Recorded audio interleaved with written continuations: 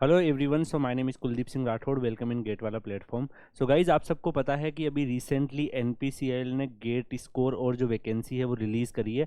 और कई सारे बच्चों को ये इन्फॉर्मेशन नहीं पता है कि एनपीसीएल जो है वो बेस्ट करियर चॉइस हो सकता है आप लोगों के लिए, क्योंकि आप सबको पता है कि जो इंडिया है पहले वो फॉजिल फ्यूल लाइक कोयल और डीजल पेट्रोल इन सब के बेस पे पावर प्लांट वगैरह बनाते थे।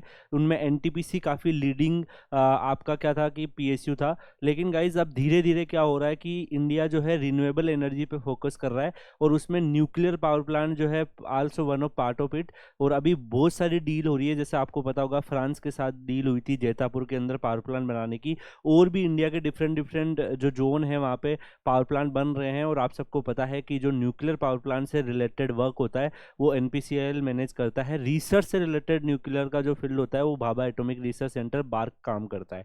तो गाइज एनपीसीएल जो है उसमें आप देखोगे time to time vacancies increase ही होगी। और मैं क्यों इसको बेस्ट कैरियर ऑप्शन बता रहा हूँ, क्योंकि गाइज एनपीसीएल में वो क्या करते हैं कि जब इंटरव्यू लेते हैं तो फाइनल जो उनका आपका मेरिट लिस्ट बनेगा वो ओनली बनेगा बेस्ड ऑन द आपका इंटरव्यू। उसमें गेट स्कोर का वेटेज होता ही नहीं है। तो अगर आप क्वालिफाई हो गए और इंटरव्यू में चले गए, उसके बाद आपका इंटरव्यू का परफॉर्मेंस डिसाइड करता है कि आपका सिलेक्शन होगा या नहीं।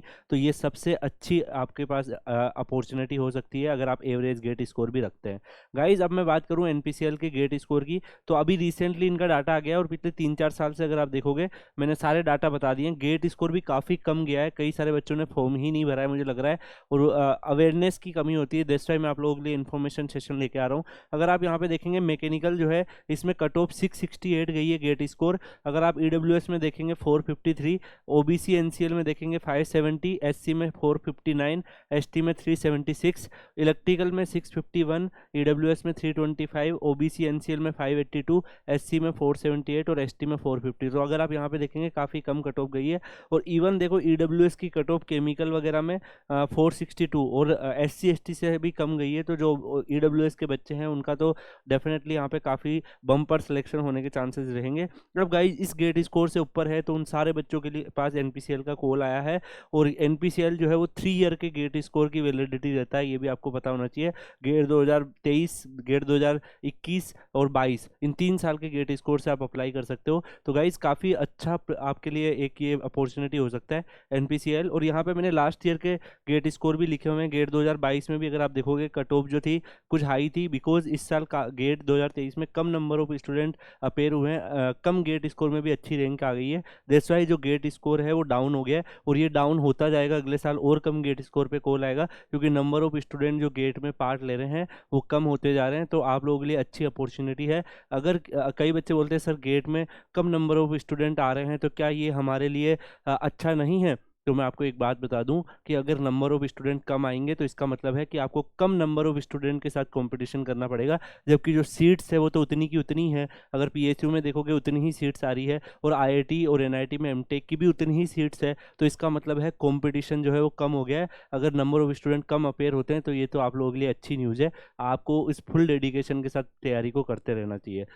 यहाँ पे अगर आप देखेंगे 2022 की कट ऑफ लिखी हुई है एज पर मार्क्स की। इस मार्क्स से अगर आपके ज़्यादा हैं, इंटरव्यू कट ऑफ मार्क्स जो है वो फाइनल सिलेक्शन में ये रहे हैं, इससे ज़्यादा अगर आपके मार्क्स आ गए हैं तो डेफिनेटली आप क्या करोगे, सिलेक्ट हो जाओगे। आप अपनी रेस्पेक्टिव कैटेगरी के हिसाब से दे सकते हो। 2020 में भी अगर आप देखोगे तो ये यहाँ पे कट ऑफ काफ़ी हाई थी। देखो मैकेनिकल का 801 था और अब धीरे धीरे ये कट ऑफ जो है वो डाउन हो रहा है। यहाँ पे अगर आप देखेंगे 2023 में यही कट ऑफ जो है वो 668 हो गई है। और इसका मतलब है कि अब कम गेट स्कोर पे भी एनपीसीएल वगैरह कॉल करने लग गए हैं। तो आप लोगों को फुल डेडिकेशन के साथ तैयारी करना है और जो लोग तैयारी कर रहे हैं उनके पास ये वीडियो पहुंचाना है, ठीक है। यहाँ पे अगर गेट 2020 के अगर आप देखोगे इंटरव्यू के कट ऑफ जो फाइनल सिलेक्शन हुआ था उसके स्कोर लिखे हुए हैं, आपको इससे ज़्यादा स्कोर चाहिए होगा। अब कई बच्चों के दिमाग में ये डाउट है कि सर एनपीसीएल के इंटरव्यू की प्रिपरेशन मुझे कैसे करनी चाहिए। तो मैं आपको बता दूं गाइज, एनपीसीएल जो है वो आपको ये पहले तो पता होना चाहिए बार्क और एनपीसीएल में डिफरेंस क्या है।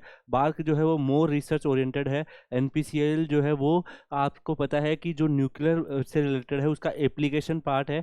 तो यहाँ पे बहुत सारे पावर प्लांट वगैरह बनते हैं। आपको ये पता होना चाहिए चाहिए कि करंटली अभी कौन कौन से पावर प्लांट डेवलप हो रहे हैं, कहाँ कहाँ पे डेवलप हो रहे हैं, कितनी पावर के डेवलप हो रहे हैं। न्यूक्लियर पावर प्लांट भी बहुत सारे टाइप के होते हैं, जैसे अगर आप देखोगे बॉयलर वाले होते हैं, प्रेशराइज हीट वाटर वाले होते हैं, PHWR, BWR। ठीक है, तो इन सब की टर्मिनोलॉजी आपको पता होनी चाहिए कि कौन से टाइप का न्यूक्लियर पावर प्लांट है, कौन कौन से टाइप के हम बना रहे हैं। इसमें भी 3 स्टेज होती है, first stage, second stage, third stage. तो फर्स्ट स्टेज में हम कौन सा फ्यूल यूज़ करते हैं, कौन सा यूरेनियम यूज़ करते हैं, U-235 यूज़ करते हैं, U-238 यूज़ करते हैं, फिजाइल वाला यूज़ करते हैं, फर्टाइल वाला यूज़ करते हैं, थोरियम यूज़ करते हैं। आपको पता है कि हमारे यहाँ इंडिया में थोरियम काफ़ी ज़्यादा मिलता है, यूरेनियम और भी कम मिलता है। तो थोरियम को हम कौन से स्टेज में यूज़ करेंगे, ऐसे आपको बेसिक्स जो है आपको पता होने चाहिए न्यूक्लियर टेक्नोलॉजी के रिलेटेड। तो गाइज़, आप लोगों को अगर इंटरव्यू में कोई भी हेल्प चाहिए NPCL से रिलेटेड, तो मैं आप लोगों को एक PDF शेयर कर दूंगा। उस PDF को आप पढ़ सकते हैं, डेफिनेटली उसमें आपको काफ़ी सारी इन्फॉर्मेशन मिल जाएगी। अगर आपको वो PDF चाहिए तो वीडियो के कमेंट सेक्शन में डाल दीजिएगा, उसमें कंप्लीट आपको न्यूक्लियर टेक्नोलॉजी, न्यूक्लियर एनर्जी के बारे में नॉलेज आपको मिल जाएगा। उसके अलावा गाइज, आप लोगों को अपने कॉलेज के प्रोजेक्ट का पता होना चाहिए। कॉलेज प्रोजेक्ट में आपने क्या किया, थीसिस में आपने क्या किया, उसके बाद आपका बेसिक इंट्रोडक्शन में आप क्या कहेंगे, क्या आपकी लोकेशन के आसपास जहां आप रहते हैं कोई न्यूक्लियर पावर प्लांट है तो उसकी डिटेल आपको पता होनी चाहिए।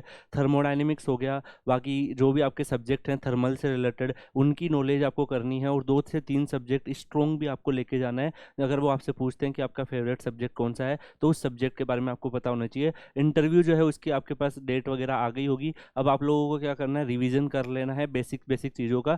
एंड फॉर्मूले वहाँ पे ज़्यादा नहीं पूछेंगे आपसे, आपसे एप्लीकेशन ज़्यादा पूछेंगे। तो जो थर्मोडायनेमिक्स के एप्लीकेशन वाले पार्ट है, पावर प्लांट हो गया, डिफरेंट डिफरेंट टाइप के जो पावर प्लांट्स वगैरह होते हैं वो पता होने चाहिए। और जनरली मैकेनिकल में अगर हम देखें तो न्यूक्लियर से रिलेटेड हम ज़्यादा नहीं पढ़ते, पावर प्लांट हम जरूर पढ़ते हैं। तो वहाँ पे थोड़ा न्यूक्लियर एनर्जी की नॉलेज भी आपको गैदर कर लेनी है कि न्यूक्लियर एनर्जी का इंडिया में क्या स्कोप है, कैसा चल रहा है। NPCL की वेबसाइट पे जाके आप डाटा देखेंगे, वहाँ पे दिखेगा आपको pressurise heat water reactor, boiler heat water reactor. ठीक है, बहुत सारे टाइप के रिएक्टर्स होते हैं। तो गाइज, आप लोगों को फॉलो करना है, इंटरव्यू की तैयारी करनी है। और मैं बता रहा हूँ कि आप लोग पूरे मोटिवेशन के साथ तैयारी करते रहो। इस तरीके के बहुत सारे इन्फॉर्मेटिव वीडियो मैं आप लोगों के लिए लेके आता रहता हूँ। तो गाइज, मिलते हैं नेक्स्ट वीडियो में। अगर आपको कोई भी हेल्प चाहिए NPCL से रिलेटेड तो आप कमेंट में डाल दीजिएगा, मैं आपको फ्री टाइम में रिस्पॉन्ड करूंगा। Thank you so much for watching this video and मिलते हैं नेक्स्ट वीडियो में। तब तक के लिए गुड बाय।